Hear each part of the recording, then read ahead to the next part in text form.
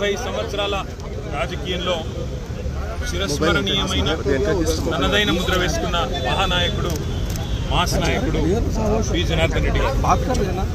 కృష్ణా జలాల్లో హైదరాబాద్ మహానగరానికి మంచినీరు అందించాలి అనే ఒక స్లోగన్తో ఆనాడు కాంగ్రెస్ ప్రభుత్వంలో ఉన్న కాంగ్రెస్ ప్రభుత్వాన్ని కూడా మరి ప్రజల తరఫున నిలదీసిన నాయకుడు కేసీఆర్ గారు.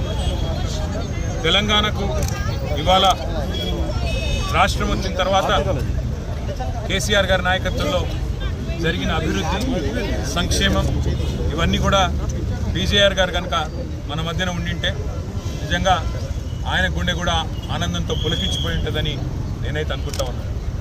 ఇవాళ ఆయన వారసత్వాన్ని, ఆయన ఆశయాలను మా తమ్ముడు మాజీ శాసనసభ్యుడు, ఆయన సుపుత్రుడు విష్ణువర్ధన్ రెడ్డి గారు ఒకవైపు పెద్దమ్మ దేవాలయాన్ని నిష్టగా విజయఆర్ ఆలోచనకు అనుగుణంగా మరి సాంప్రదాయ పద్ధతుల్లో భక్తుల మనోభావాలకు అనుగుణంగా ముందుకు తీసుకుపోవడంతో పాటుగా హైదరాబాద్ మహానగర అభివృద్ధిలో, హైదరాబాద్ నగర ప్రజల సంక్షేమంలో తనదైన పాత్ర పోషిస్తూ మరి వాళ్ళ కేసీఆర్ గారి నాయకత్వంలో విష్ణువర్ధన్ రెడ్డి గారు విజయఆర్ గారి ఆశయాలను ముందుకు తీసుకొని పోతూ ఉన్నారు.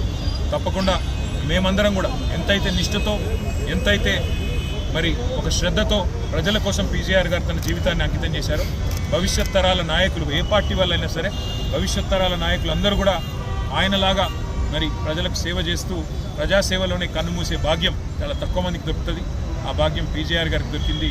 భవిష్యత్తులో ఆయన ఆశయాలను మేమందరం కూడా కొనసాగిస్తూ హైదరాబాద్ నగరాభివృద్ధికి, తెలంగాణ ప్రజల సంక్షేమానికి కట్టుబడి పనిచేస్తామని తెలియజేస్తూ వారి ఆత్మ శాంతించాలని ఈ 18వ వర్ధంతి సందర్భంగా ఇంత ఘనంగా ఏర్పాట్లు చేసిన వారి తనయుడు. మరి నిజంగా చెప్పాలంటే ఏ తండ్రికైనా ఒక కొడుకు ఇచ్చే ట్రిబ్యూట్, ఒక సంతానం ఇచ్చే ట్రిబ్యూట్ ఏంటంటే వారి ఆశయాలను వారు మరణించిన ఇంతకాలం తర్వాత కూడా కొనసాగించడం. ఆ విధంగా విష్ణువర్ధన్ రెడ్డి గారు ముందుకు తీసుకెళ్తున్నందుకు వారికి నా